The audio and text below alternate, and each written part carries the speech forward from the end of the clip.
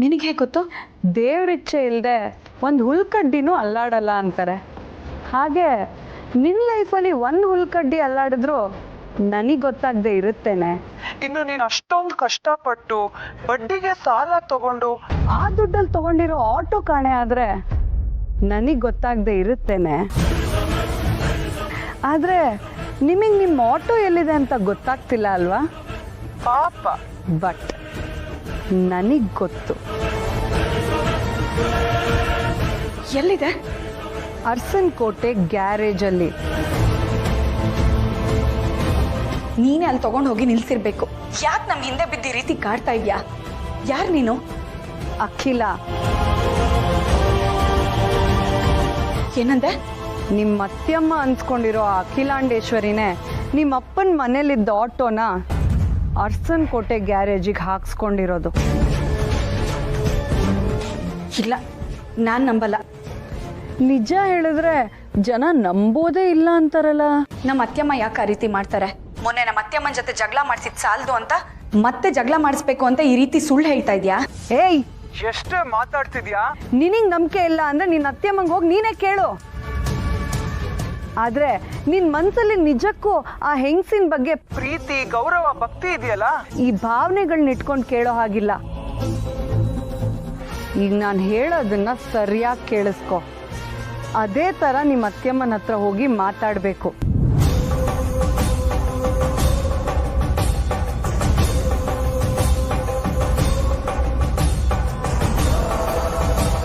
ನಾನು ಹೇಳ್ದಾಗ ನೀನು ಮಾಡಲೇಬೇಕು. ಮಾಡಲಿಲ್ಲ ಅಂದರೆ ಗೊತ್ತಲ್ಲ, ಪ್ರೀತು ಮೋನಿಕಾ ರಾಸಲೀಲೆ.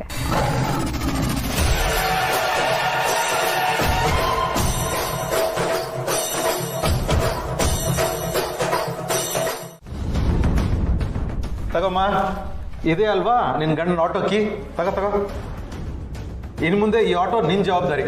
ಈ ಆಟೋನ ಅರಸನಕೋಟೆ ಕಾರ್ ಶೆಡ್ಡಲ್ಲಿ ನಿಲ್ಲಿಸ್ತೀಯೋ, ಅಥವಾ ನಿಮ್ಮ ಅಪ್ಪನ ಮನೆ ಮುಂದೆ ನಿಲ್ಲಿಸ್ತೀಯೋ, ಅಥವಾ ಕಷ್ಟದಲ್ಲಿರೋರು ಯಾರಿಗಾದ್ರೂ ದಾನ ಮಾಡಿ ಪುಣ್ಯ ಕಟ್ಕೋತೀಯೋ, ನಿನಗೆ ಬಿಟ್ಟಿದ್ದ. ಈಗ ನನ್ನ ಮಗನ ಸರ್ದಿ.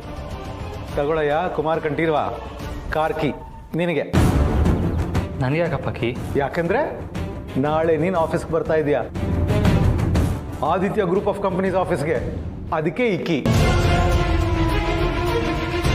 ಏನ್ ಪೋಸ್ಟ್ ಅಂತ ನಾಳೆ ನೀನು ಅಲ್ಲಿ ಬಂದ್ಮೇಲೆ ಸರ್ಪ್ರೈಸ್ ಆಗಿ ಗೊತ್ತಾಗುತ್ತೆ. ಈ ಮಾತು ನಾನು ಹೇಳಿಲ್ಲ, ನಿಮ್ಮಮ್ಮ ಹೇಳಿದ್ದು. ನಿಮ್ಮಮ್ಮ ನನ್ನ ಮೂಲಕ ಹೇಳಿ ಕಳಿಸಿದಾಳೆ ಅಷ್ಟೇ, ನಿಮ್ಗೋಸ್ಕರ ಅಂತ. ಆದರೆ ಇದಕ್ಕೂ ಮುಂಚೆ ನಾನು ಎಷ್ಟೋ ಸಲ ನಿನ್ನ ಪರ ವಹಿಸ್ಕೊಂಡು ಮಾತಾಡಿದ್ದೀನಿ. ಆಗೆಲ್ಲ ನೋವಲ್ಲೇ ಮಾತಾಡಿದ್ದಾಳೆ. ಆದರೆ ಇವತ್ತು ಈ ನಿರ್ಧಾರ ಅವಳೇ ತಗೊಂಡಿದ್ದಾಳೆ. ನೀನು ಆಟೋ ಡ್ರೈವರಾಗಿ ಕೆಲಸ ಮಾಡ್ತಿರೋದು ನಿಮ್ಮ ಅಮ್ಮನಿಂದ ನೋಡೋಕ್ಕಾಗ್ತಿಲ್ಲ. ಅದಕ್ಕೆ ಹನುಮಂತು ಕೈಲಿ ಆಟೋನ ತರಿಸಿ ನಮ್ಮ ಶೆಡ್ಡಲ್ಲಿ ಇರಿಸಿದ್ದು. ಇವತ್ತು ನಿನ್ನನ್ನು ಆಫೀಸ್ ಕರೆದವಳು ನಾಳೆ ಮನೆಗೆ ಕರೀದೇ ಇರ್ತಾಳ. ತಗೋ ಕೀನ. ಬೆಳಗ್ಗೆ 10 ಗಂಟೆಗೆ ಶಾರ್ಪ್ ಆಫೀಸಲ್ಲಿ ಸಿಗೋಣ. ಓಕೆ, ತಗೋ. ಬರೋದಿಕ್ಕಾಗಲ್ಲಪ್ಪ.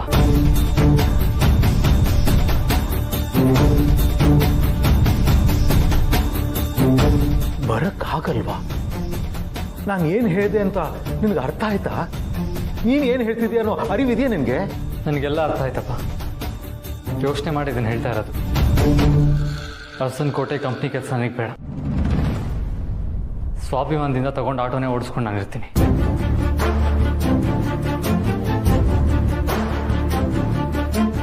ಏನಪ್ಪ ಆದಿತ್ಯ ಹೀಗೆ ಹೇಳ್ತಾ ಇದೆಯಾ? ನೀನನ್ನು ವಾಪಸ್ ಕರಿತಿರೋದು ನಿಮ್ಮಮ್ಮ. ಇಂಥ ಒಂದು ದಿನ ಬೇಗ ಬರಲಿ ಅಂತ ನಾನು ಹನುಮಂತು ಮಾಡದೇ ಇರೋ ಪ್ರಯತ್ನಗಳೇ ಇಲ್ಲ. ಅರ್ಥ ಮಾಡ್ಕೊಳ್ಳೋ, ನಿಮ್ಮ ಅಮ್ಮನಿಗೆ ನೀನು ಮತ್ತೆ ಹತ್ರ ಆಗೋದಕ್ಕೆ ಇದೊಂದು ಒಳ್ಳೆ ಅವಕಾಶ ಕಣೋ. ಅಂಥ ಅವಕಾಶ ನನಗೆ ಬೇಡಪ್ಪ. ಅವ್ರು ನಿಮ್ಮ ಹತ್ರ ಹೇಳಿ ಕಳ್ಸೋದಲ್ಲ, ಸ್ವತಃ ಅವರೇ ಬಂದು ಕೆಲಸದ ಆಫರ್ ಕೊಟ್ಟಿದ್ರು. ನಾನು ಬರ್ತಾ ಇರಲಿಲ್ಲ. ದೇವ್ರೆ, ನನ್ನ ಸೊಸೆ ಪಾರ್ವತಿ ಬಸ್ರಿ ಆದಿತ್ಯ ಅವಳನ್ನ ಚೆನ್ನಾಗಿ ಆರೈಕೆ ಮಾಡಿ ನೋಡ್ಕೋಬೇಕು ಅಂತಂದರೆ ಅವನ ಆದಾಯನೂ ಚೆನ್ನಾಗಿರಬೇಕು. ಅವನಿಗೆ ಈ ಕೆಲಸನ ಒಪ್ಕೊಳ್ಳದೆ ಇರೋದಕ್ಕೆ ಯಾವ ಕಾರಣನೂ ಸಿಗದೆ ಇರಲಪ್ಪ ದೇವ್ರೆ.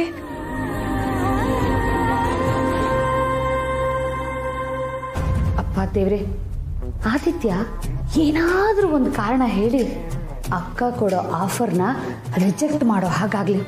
ಹಾಗೇನಾದರೂ ಆದರೆ ಒಂದು ಊಟದಿಂದ ಇನ್ನೊಂದು ಊಟಕ್ಕೆ ಮಧ್ಯದಲ್ಲಿ ಟೈಮ್ ಇರುತ್ತಲ್ಲ, ಆ ಟೈಮಲ್ಲಿ ನಾನು ಏನೂ ತಿಂದೆ 1 ವಾರ ಉಪವಾಸ ವ್ರತ ಮಾಡ್ತೀನಿ. ಓಕೆನಾ?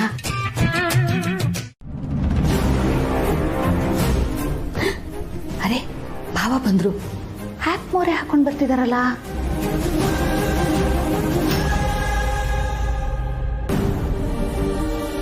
ಫ್ರೆಂಡ್ಸ್, ಗಾಳಿ ಉಲ್ಟಾ ಬೀಸ್ತಾ ಇದೆ ಅಂತ ಅನ್ಸುತ್ತೆ. ಬನ್ನಿ ಅದೇನು ಅಂತ ತಿಳ್ಕೊಳ್ಳೋಣ.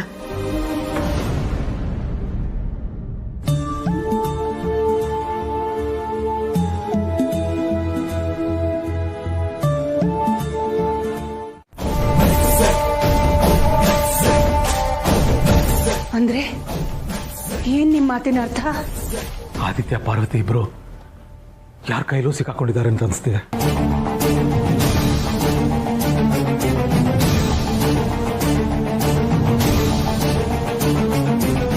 ಆದಿತ್ಯ ಪಾರ್ವತಿ ಇಬ್ರು ಯಾರಿಗೂ ಯಾವತ್ತೂ ನೋವು ಮಾಡಿದವರಲ್ಲ, ಯಾರ ಶತ್ರುತ್ವನೂ ಕಟ್ಕೊಂಡವ್ರಲ್ಲ. ಆದರೂ ಯಾರ್ದು ಹಿಡಿತದಲ್ಲಿ ಇದ್ದಾರೆ ಅಂದರೆ ಅವರು ಆದಿತ್ಯ ಪಾರ್ವತಿಗೆ ಶತ್ರುಗಳಂತ ಹೇಳೋಕ್ಕಾಗಲ್ಲ. ಅರಸನ ಕೋಟೆ ಮನೆತನಕ್ಕೆ ಆಗದೆ ಇರೋರು ಇರ್ಬೋದಲ್ವಾ?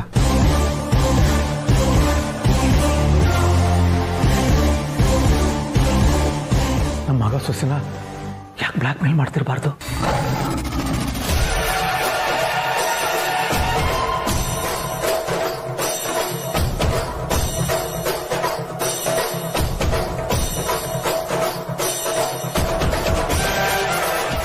ರಘುರಾಮ್ ತುಂಬ ತಲೆ ಓಡಿಸ್ಬಿಟ್ಟಿದ್ದಾನೆ. ಫಸ್ಟ್ ಟೈಮ್ ಕರೆಕ್ಟಾಗಿ ಗೆಸ್ ಮಾಡಿದ್ದಾನೆ. ಹೌದು ಕಣೋ, ನಿನ್ನ ಮಗ ಸೊಸೆ ಎಲ್ಲೋ ಸಿಕ್ಕಾಕೊಂಡಿರೋದು ನಿಜ. ಅದು ನನ್ನ ವಜ್ರ ಮುಷ್ಟಿಲಿ. ಈ ಜನ್ಮದಲ್ಲಿ ಬಿಡಿಸ್ಕೊಳಕ್ಕಾಗಲ್ಲ ಕಣೋ.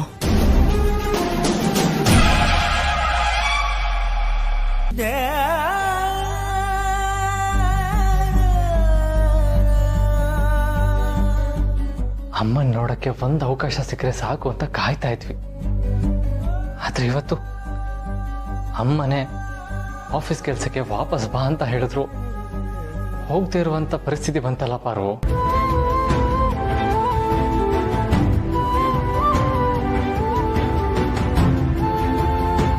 ಪಾರು, ಅವತ್ತು ನಾನು ಪ್ರೀತು ರಾಣ ಮನೆ ಖಾಲಿ ಮಾಡ್ಕೊಂಡು ಹೋಗಿದ್ದಾನೆ ಅಂತ ಬಂದು ಹೇಳಿದಾಗ ಜನನೇ ಹೇಳಿದ್ಲು, ಮೋಸ್ಟ್ಲಿ ಇನ್ನು ಆ ಅನಾಮಿಕ ಕರೆ ಮಾಡಿದವಳು ಕಾಟ ಇರಲ್ಲ, ಯಾಕೆಂದರೆ ಊರಿಗೆ ಹೋಗ್ತಾ ಇರೋ ರಾಣ ಅವಳದೆಲ್ಲ ಸೆಟಲ್ಮೆಂಟ್ ಮಾಡಿ ಹೋಗಿರ್ತಾನೆ ಅಂತ. ಆದರೆ ಅವಾಗ ನೀನು ಹೇಳಿದ್ದೆ, ಆ ಹುಡುಗಿ ರಾಣ ಕೊಡೋ ದುಡ್ಡಿನ ಆಸೆಗೆ ಕೆಲಸ ಮಾಡ್ತಾ ಇರೋಳಲ್ಲ, ಯಾಕೆ ಅಂದರೆ ಅವಳ ಧ್ವನಿ ಕೇಳ್ತಾ ಇದ್ರೆ ನಮ್ಮ ಮೇಲಿನ ಸೇಡು ತೀರಾ ವೈಯಕ್ತಿಕ ಅಂತ ಅನ್ನಿಸ್ತಾ ಇದೆ ಅಂತ. ಯಾಕೋ ನಿನ್ನ ಅನುಮಾನ ನನಗೆ ಸರಿ ಅಂತ ಅನ್ನಿಸ್ತಾ ಇದೆ ಪಾರು.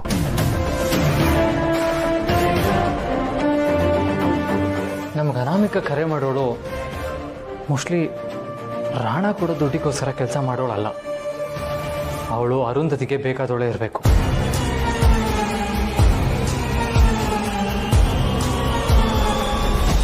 ಆದರೆ ಅವಳಿಗೆ ನಮ್ಮನೇಲಿ ನಡೀತಿರೋದೆಲ್ಲ ಹೇಗೆ ಗೊತ್ತಾಗ್ತದೆ ಅಂತಾನೆ ಗೊತ್ತಾಗ್ತಾ ಇಲ್ಲ.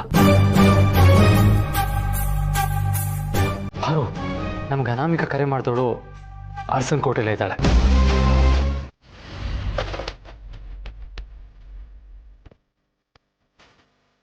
ಪಾರು, ನಾನು ಹೋಗಿ ಬರ್ತೀನಿ.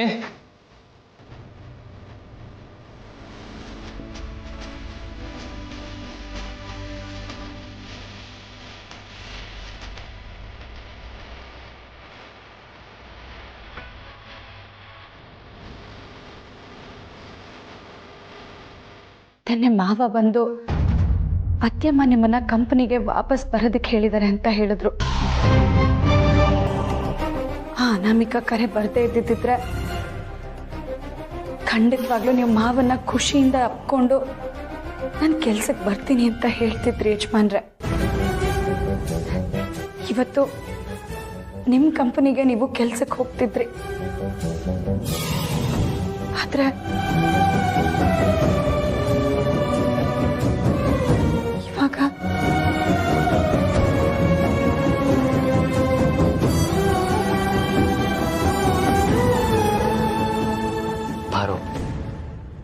ಆಗದೆ ಇರೋದ್ರ ಬಗ್ಗೆ ಯೋಚನೆ ಮಾಡೋದ್ರಿಂದ ಯಾವ ಪ್ರಯೋಜನವೂ ಇಲ್ಲ. ಜೀವನ ಬಂದ ಹಾಗೆ ಬದುಕೊಂಡು ಹೋಗ್ತಾ ಇರಬೇಕು ಅಷ್ಟೆ. ನೋಡು, ಈಗ ನೀನು ಆ ಅನಾಮಿಕ ಕರೆ ಮಾಡಿದವಳ ಬಗ್ಗೆ ಯೋಚನೆ ಮಾಡ್ತಾ ಕೊರಗ್ತಾ ಕೂತ್ಕೊಂಡ್ರೆ ಅವಳ ಬಗ್ಗೆ ನಮ್ಗೇನಾದರೂ ವಿಷಯ ಗೊತ್ತಾಗುತ್ತಾ? ಇಲ್ಲ ತಾನೇ. ನಿನ್ನ ಆರೋಗ್ಯ ಹಾಳಾಗೋ ಚಾನ್ಸಸ್ ಇರುತ್ತೆ ಅಷ್ಟೆ. ನೋಡು, ನಮ್ಮ ಮಗು ಆರೋಗ್ಯ ನಿನ್ನ ಸಂತೋಷದ ಮೇಲೆ ಡಿಪೆಂಡ್ ಆಗಿದೆ ಪಾರು.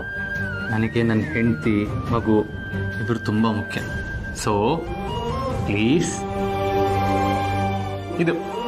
ಇದು ನನ್ನ ಪಾರು ಅಂದರೆ ನಾನು ವಾಪಸ್ ಬರೋವಾಗಲೂ ಈ ನಗು ನಿನ್ನ ತುಟಿ ಮೇಲೆ ಹಾಗೆ ಇರಬೇಕು. ನಾನು ಹೋಗಿ ಬರ್ತೀನಿ.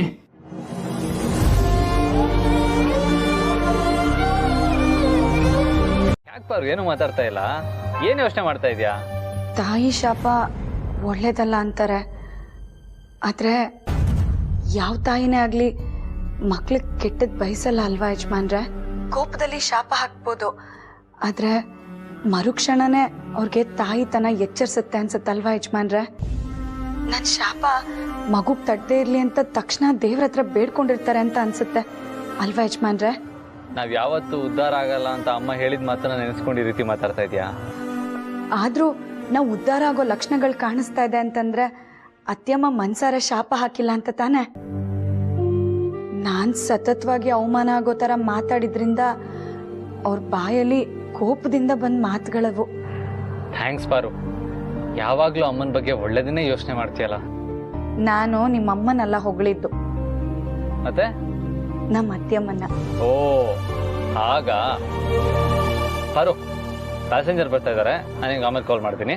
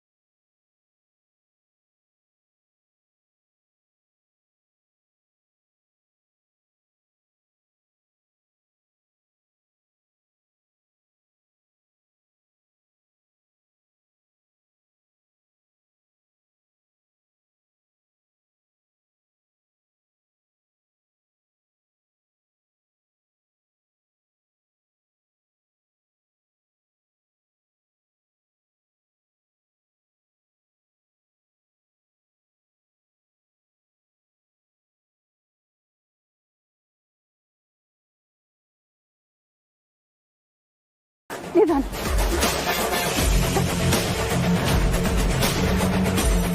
ನಿಧಾನ.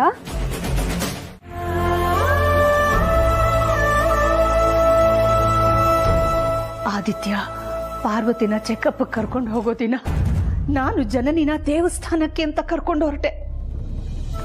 ದೇವಸ್ಥಾನಕ್ಕೆ ಹೋಗ್ತಾ ಇದ್ದೀವಿ ಅಂತ ನಿಮ್ಮ ಹತ್ರ ಸುಳ್ಳು ಹೇಳಿದೆ. ಯಾಕಂದ್ರೆ ಪಾರ್ವತಿ ಬಸ್ರಿ ಅನ್ನೋ ವಿಷಯ ನನಗೆ ಗೊತ್ತಾಗದೆ ಇರ್ಲಿ ಅಂತ ನೀವೆಲ್ಲಿ ನನ್ನನ್ನು ತಡೀತೀರೋ ಅಂತ.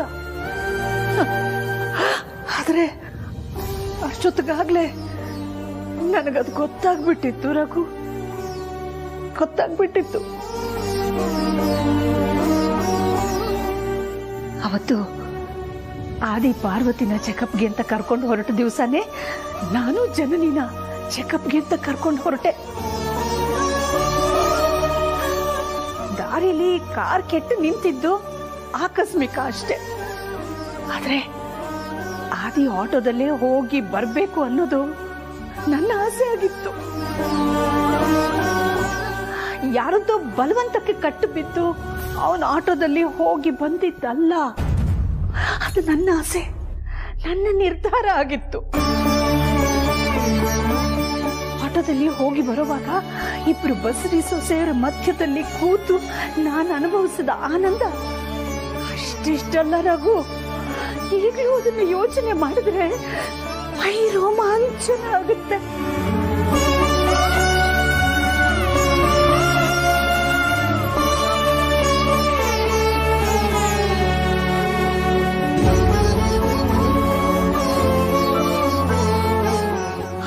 ಹೋದ್ಮೇಲೆ ಪಾರ್ವತಿ ಬಸ್ರಿ ಅನ್ನೋ ವಿಷಯನ ನನ್ನಿಂದ ಮುಚ್ಚಿಡೋದಕ್ಕೆ ಎಲ್ಲರೂ ಪ್ರಯತ್ನ ಮಾಡಿದ್ರು. ಆದ್ರೆ ನನ್ನ ಇಚ್ಛೆ ಬಲವಾಗಿತ್ತು ರಘು. ಸ್ಕ್ಯಾನಿಂಗ್ ನಲ್ಲಿ ಜನನಿ ಹೊಟ್ಟೆಲಿರೋ ನಮ್ಮ ಮೊಮ್ಮಗು ಚಿತ್ರ ನೋಡಿದ ಹಾಗೇನೆ ಪಾರ್ವತಿ ಹೊಟ್ಟೆಲಿರೋ ನಮ್ಮ ಮೊಮ್ಮಗು ಚಿತ್ರ ನೋಡ್ಬೇಕು ಅಂತ. ಅದಕ್ಕೆ ಯಾರ ಗಮನಕ್ಕೂ ಬರ್ದೇ ಇರೋ ಹಾಗೆ ಸ್ಕ್ಯಾನಿಂಗ್ ರೂಮ್ ಹೊರಗಡೆ ನಿಂತ್ಕೊಂಡೆ. ಅವತ್ತು ಡಾಕ್ಟರ್ ನನ್ನ ಪರೀಕ್ಷೆ ಮಾಡುವಾಗ ಅತ್ಯಮ್ಮ ಹೊರಗಡೆ ನಿಂತ್ಕೊಂಡು ನನ್ನನ್ನು ನೋಡ್ತಿದ್ದನ್ನ ನಾನು ಗಮನಿಸಿದೆ.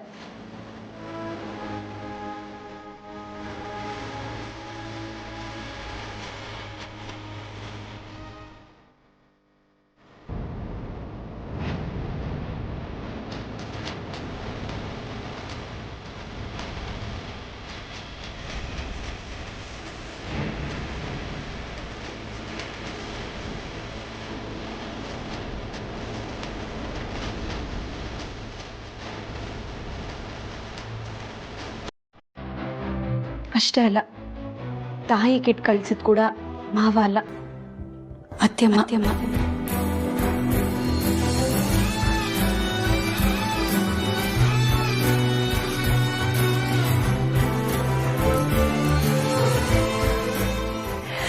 ನಾವ್ ಯಾವಾಗ್ಲೂ ದಿನಸಿ ತರಿಸೋ ಸೂಪರ್ ಮಾರ್ಕೆಟ್ ಇಂದ ಪಾರ್ವತಿಗೆ ಅಗತ್ಯ ಇರೋ ಇಡೀ ತಿಂಗಳಿಗೆ ಆಗುವಷ್ಟು ರೇಷನ್ ಅನ್ನ ತರಿಸಿ ಅದನ್ನ ಪಾರ್ಥ ಸಾರಥಿ ಅವರ ಮೂಲಕ ಪಾರ್ವತಿಗೆ ತಲುಪೋ ಹಾಗೆ ಮಾಡಿದೆ. ನಾನ್ ಕೊಟ್ಟಿದ್ದು ಅಂತ ಗೊತ್ತಾದ್ರೆ ಎಲ್ಲಿ ತಗೊಳ್ಳೋದಿಲ್ವೋ ಅಂತ ಪ್ರತಿ ಗರ್ಭಿಣಿ ಹೆಣ್ಣಿಗೂ ಸರ್ಕಾರದಿಂದ ಕೊಡೋ ತಾಯಿ ಕಿಟ್ಟು ಅಂತ ಹೇಳಿಸಿ ಕೊಡಿಸ್ದೆ. ನಿನಗೆ ನಮ್ಮ ದೊಡ್ಡ ಸೊಸೆನು ಬಸರಿ ಅಂತ ಯಾವಾಗ ಗೊತ್ತಾಗುತ್ತೋ ಅಂತ ಒಳಗೆ ಒದ್ದಾಡ್ತಿದ್ದೆ. ಅವಳಿಗೋಸ್ಕರ ನಾನು ತಗೊಂಡು ಹೋಗ್ತಿರೋ ತಿಂಡಿ ತಿನಿಸು ದೊಡ್ಡ ಹಾರೈಕೆ ಅನ್ಕೊಂಡ್ಬಿಟ್ಟಿದ್ದೆ.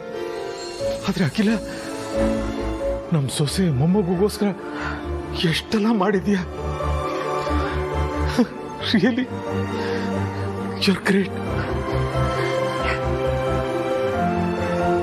ಅವ್ರಿಗಲ್ದೆ ಇನ್ಯಾರಿಗ್ ಮಾಡ್ಲಿ ರಘು, ಯಾರಿಗ್ ಮಾಡ್ಲಿ, ಯಾರಿಗ್ ಮಾಡ್ಲಿ?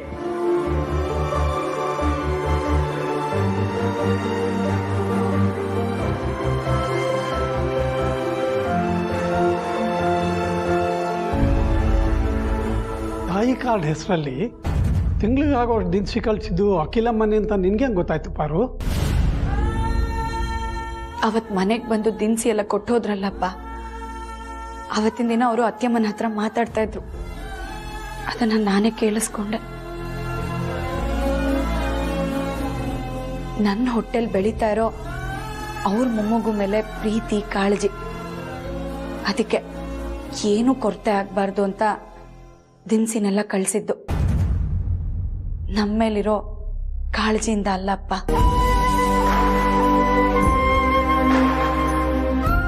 ಕಷ್ಟದಲ್ಲಿರೋರು ಯಾರೇ ಆಗಿರ್ಲಿ, ಅಖಿಲಮ್ಮನ ಗಮನಕ್ಕೆ ಬಂದ್ರೆ ಅವ್ರಿಗೆ ತಿಂಗಳಿಗಾಗೋಷ್ಟು ದಿನಸಿ ಖರ್ಚಿಗೆ ಹಣ ಕೊಟ್ಟು ಕಳಿಸ್ತಾರೆ. ಆದ್ರೆ ಇದನ್ನು ಹಾಗೆ ಅಂತ ಅನ್ಕೊಳ್ಳೋದಕ್ಕೆ ಆಗ್ತಾ ಇಲ್ಲಪ್ಪ. ಯಾಕೆ ಅಂದ್ರೆ ನಮ್ಗೆ ಅತ್ಯಮ್ಮನ್ನ ಹೊರಗಿಟ್ಟು ನೋಡೋದಕ್ಕಾಗಲ್ಲ. ಆದ್ರೆ ಅವರು ನಮ್ಮನ್ನ ಮನಸ್ಸಿಂದಾನೇ ಹೊರಗಿಟ್ಟು ನೋಡೋ ಹಾಗಾಯ್ತಲ್ಲ ಅಂತ ನೋವಾಗ್ತಿದೆ.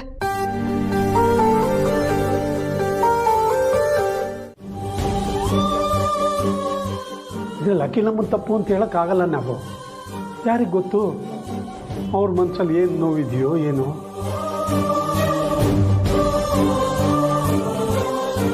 ಮೊಮ್ಮಗು ಹೊಟ್ಟೆಲಿರೋ ಅವ್ರ ಸೊಸೆನ ಬೀಳ್ದಿರೋ ಹಾಗೆ ಓಡ್ಬಂದು ತಡೆದ್ರು. ಆಸ್ತಿ ಕೇಳಿ ನೀವು ಮನೆಯಿಂದ ಹೊರಗೆ ಬಂದಿರೋ ಕಾರಣ ಒಳ್ಳೇದಕ್ಕೆ, ಆ ಮನೆತನಕ್ಕೆ ಒಳ್ಳೇದಾಗೋದಕ್ಕೆ ಅಂತ ಅಖಿಲಮ್ಮನವ್ರಿಗೆ ಗೊತ್ತಾದರೆ ಅವ್ರು ನಡ್ಕೊಳ್ಳೋ ರೀತಿನೇ ಬೇರೆ. ನೋಡ್ತಾ ಇರಿ, ಯಾರಿಗೆ ಗೊತ್ತು ನಾಳೆ ದಿವಸ ಅವರೇ ಇಲ್ಲಿಗೆ ಬಂದು ನೀವಿಬ್ರು ಕೈ ಹಿಡಿದು ನರಸನಕೋಟೆ ಕರ್ಕೊಂಡು ಹೋಗ್ಬೋದು.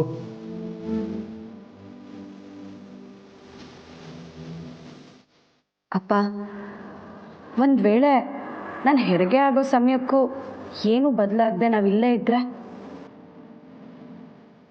ಆ ಸಮಯ ಬಂದರೆ ಬೇಕಾದ್ರೆ ನನ್ನ ಜೀವ ಒತ್ತೆ ಇಟ್ಟಾದರೂ ಸರಿ ಮಗುಗೆ ಬೆಳ್ಳಿ ತೊಟ್ಲು ಮಾಡಿಸ್ಕೊಡ್ತೀನಿ.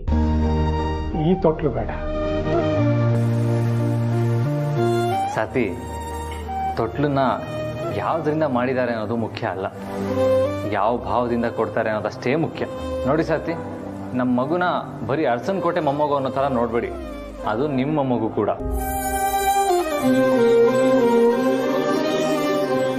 ಸಾರ್ತಿ, ನಿಮ್ಮ ಮೊಮ್ಮಗುನ ನಿಮ್ಮ ಶಕ್ತಿಗೆ ತಕ್ಕಾಗಿ ನೋಡ್ಕೊಂಡ್ರೆ ನಮಗೂ ಸಂತೋಷ ಆಗೋದು. ಇಲ್ಲಾಂದರೆ ಮಗುಗೆ ತಪ್ಪು ಕಲ್ಪನೆ ಹುಡ್ಸ್ದಾಗುತ್ತೆ ಅಲ್ವಾ? ಅದು ಅಲ್ಲದೆ ನಮ್ಮ ಮಗುಗೆ ನಮ್ಮ ಥರನೇ ಕಷ್ಟ ಸುಖ ಎರಡಕ್ಕೂ ಹೊಂದ್ಕೊಳ್ಳೋ ಥರ ಮೊದಲಿಂದ ಕಲಿಸಿದ್ರೇ ಅದ್ರ ಭವಿಷ್ಯಕ್ಕೂ ಒಳ್ಳೇದಾಗೋದಲ್ವಾ ಸಾರ್ತಿ? ನಮ್ಮ ಮಗುಗೆ ನಮ್ಮ ಅಪ್ಪ ಅಮ್ಮ ತಂದ್ಕೊಡೋ ತೊಟ್ಲಲ್ಲಿ ಮಲ್ಗೋ ಅದೃಷ್ಟ ಇದೆಯೋ ಇಲ್ವೋ ಗೊತ್ತಿಲ್ಲ. ಅಟ್ಲೀಸ್ಟ್ ಅವ್ರಮ್ಮ ಆಡ್ ಬೆಳೆದಿರೋ ಈ ತೊಟ್ಲಲ್ಲಿ ಮಲ್ಗೋ ಅದೃಷ್ಟನೂ ಬೇಡ ಅಂತೀರಾ? ಅಯ್ಯೋ, ಅಂಥ ಮಾತಾಡಬೇಡಿ. ಆಯಿತು, ಇವತ್ತಿಂದ ಈ ತೊಟ್ಲು ನಿಮ್ಮ ಮಗುಗೆ ಸೇರಿದ್ದು, ಅಂದರೆ ನನ್ನ ಮೊಮ್ಮಗುಗೆ ಸೇರಿದ್ದು, ಸರಿನಾ?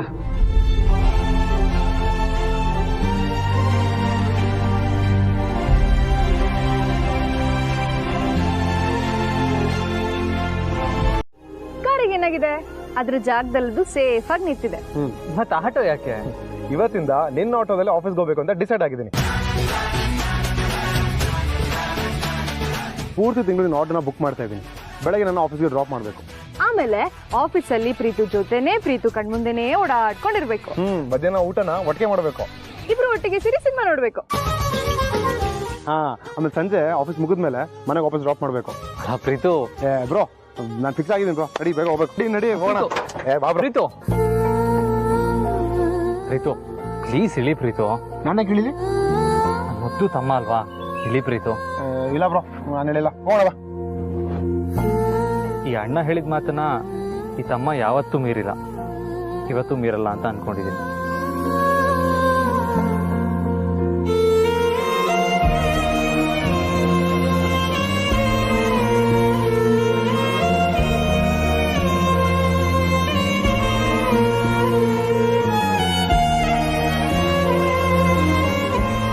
ಪ್ರೀತು, ನೀನು ನಿನ್ನ ಕಂಫರ್ಟ್ ಬಗ್ಗೆ ಯೋಚನೆ ಮಾಡಿದೆ, ಬರೀ ನನ್ನ ಸಂಪಾದನೆ ಬಗ್ಗೆ ಮಾತ್ರ ಯೋಚನೆ ಮಾಡ್ತಾ ಇದೆಯಾ ಅನ್ನೋದು ನನಗೆ ಅರ್ಥ ಆಗಲ್ವಾ ಪ್ರೀತು? ಬಟ್ ಬೇಡ ಪ್ರೀತು. ಯಾಕೆ ಬ್ರೋ? ಬೆಳಗ್ಗಿಂದ ಸಂಜೆವರೆಗೂ ಮಾಮ್ ಜೊತೆ ಇರ್ಬೋದು ಅಂತ ಮಾಮ್ ಕಾರ್ಗೆ ಡ್ರೈವರ್ ಆದ. ಈಗ ನಿಮ್ಮ ತಮ್ಮನೇ ಬೆಳಗ್ಗಿಂದ ಸಂಜೆವರೆಗೂ ಇರುವ ಬಾ ಅಂತ ಕರೀತಿದ್ರೆ ನಿಂಗೆ ಇಷ್ಟ ಆಗ್ತಿಲ್ವಾ? ಪ್ರೀತು, ನಾವಿಬ್ರು ಒಟ್ಟಿಗೆ ಆಟೋದಲ್ಲಿ ಆಫೀಸ್ಗೆ ಹೋದ್ರೆ ಮಾತ್ರನಾ ಒಟ್ಟಿಗೆ ಟೈಮ್ ಸ್ಪೆಂಡ್ ಮಾಡೋದಕ್ಕಾಗೋದು? ನೀನು ಆಫೀಸ್ಗೆ ಹೋಗೋಕ್ಕಿಂತ ಮುಂಚೆ, ಆಫೀಸಿಂದ ಬಂದಮೇಲೆ ಯಾವಾಗ ಬೇಕಾದರೂ ನನ್ನ ಹತ್ರ ಬಂದು ಮಾತಾಡಬಹುದು. ಆದರೆ ಆಫೀಸ್ಗೆ ಆಟೋದಲ್ಲೇ ಹೋಗ್ತೀನಿ ಅನ್ನೋ ಯೋಚನೆನ ಬಿಟ್ಬಿಡು ಪ್ರೀತು. ಯಾಕೆ ಅಂದರೆ ನೀನು ಅರಸನ್ ಕೋಟೆ ಮಗ. ನೀನು ಆಫೀಸ್ ಮುಂದೆ ಆಟೋದಲ್ಲಿ ಇಳಿದ್ರೆ ಅಮ್ಮನ ಘನತೆಗೆ ಧಕ್ಕೆ ತಂದಾಗುತ್ತೆ. ನಿನ್ನ ಕಾರಲ್ಲೇ ಹೋಗು.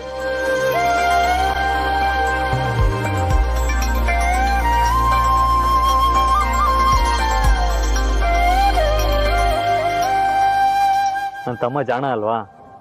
Please, that's like a good guy. ಸರಿ ಬ್ರೋ, ಹೋಗಿ ಬರ್ತೀನಿ.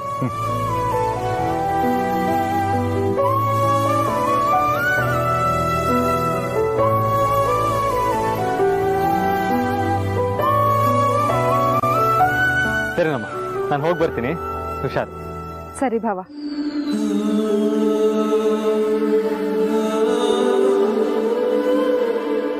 ಆದಿ ಪಾರ್ವತಿ ಇಬ್ರು ದೂರ ಇರೋ ನೋವನ್ನ ನಿಧಾನ ನಿಧಾನ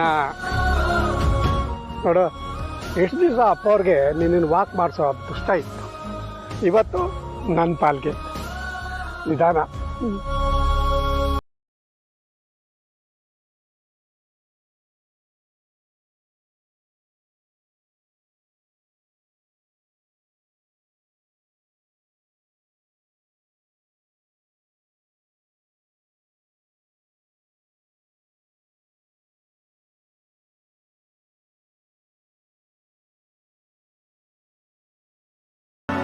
ಓಯ್ ಇದನ್ನೇನ್ ಮನೆ ಲಾನ್ ಅನ್ಕೊಂಡಿದ್ದೀರಾ ಅಥವಾ ಪಬ್ಲಿಕ್ ಪಾರ್ಕು ಅನ್ಕೊಂಡಿದ್ದೀರಾ? ಬೇರೆ ಎಲ್ಲೂ ಜಾಗ ಸಿಗ್ಲಿಲ್ವಾ ನಿಮ್ಮ ಅಪ್ಪ ಮಗಳಿಗೆ ವಾಕಿಂಗ್ ಮಾಡೋದಕ್ಕೆ? ದಯವಿಟ್ಟು ಕ್ಷಮಿಸಿ, ಅದು ನನ್ನ ಮಗಳಿಗೆ ಡಾಕ್ಟ್ರು. ಓಹೋ, ಡಾಕ್ಟ್ರು ಬಸ್ರಿ ಹುಡುಗಿ ವಾಕಿಂಗ್ ಮಾಡ್ಲಿ ಅಂತ ಹೇಳಿದ್ದಾರೆ. ಅರಸನ್ ಕೋಟೆ ಲಾನ್ ಅಲ್ಲಿ ಹೋಗಿ ವಾಕಿಂಗ್ ಮಾಡಿ ಅಂತ ಹೇಳಿಲ್ಲ. ನಿಮ್ಮಪ್ಪ ಮಗಳ ಪ್ಲಾನ್ ಏನು ಅಂತ ನನಗ್ ಗೊತ್ತಿಲ್ವಾ? ನೋಡಿ, ನನ್ನ ಬಗ್ಗೆ ಏನ್ ಬೇಕಾದ್ರೂ ಮಾತಾಡಿ, ಆದ್ರೆ ನಮ್ಮ ಅಪ್ಪನ ಬಗ್ಗೆ ಹಗುರವಾಗಿ ಮಾತಾಡ್ಬೇಡಿ. ಏನೇ ಮಾಡ್ತೀಯಾ? ಮಾತಾಡಿದ್ರೆ ಏನೇ ಮಾಡ್ತೀಯಾ? ನಮ್ ಜನನಿ ಪ್ರೆಗ್ನೆಂಟ್ ಆಗಿರೋದಕ್ಕೆ ನಮ್ ಇಡೀ ಅರಸನ ಕೋಟೆಯಲ್ಲಿ ಹಬ್ಬ. ನೀನ್ ಪ್ರೆಗ್ನೆಂಟ್ ಆಗಿರೋದಕ್ಕೆ ನನ್ಗೆ ಯಾವ ವ್ಯತ್ಯಾಸನೂ ಕಾಣಿಸ್ತಾ ಇಲ್ಲ. ನನಗ್ ಮಾತ್ರ ಅಲ್ಲ, ನಮ್ಮ ಅಖಿಲಕ್ಕನಿಗೂ ಯಾವ ವ್ಯತ್ಯಾಸನೂ ಕಾಣಿಸ್ತಾ ಇಲ್ಲ. ಗೊತ್ತಿದ್ರು ಅದ್ ಯಾವ ಪುರುಷಾರ್ಥಕ್ಕೆ ಈ ಹೊಟ್ಟೆ ಹೊತ್ಕೊಂಡು ಅಕ್ಕನಿಗೆ ಕಾಣಿಸ್ಲಿ ಅಂತ ಇಲ್ಲಿ ಓಡಾಡ್ತಿರ್ತೀಯ?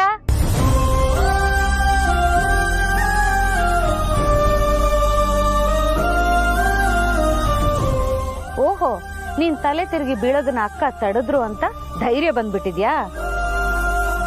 ನೀನ್ ಹೊಟ್ಟೆಲಿರೋ ಪಿಂಡಕ್ಕೋಸ್ಕರ ಇವತ್ತಲ್ಲ ನಾಳೆ ಕರೆದ್ರೂ ಕರಿಬಹುದು ಅನ್ನೋ ಪ್ಲಾನ್ ಅಲ್ವಾ?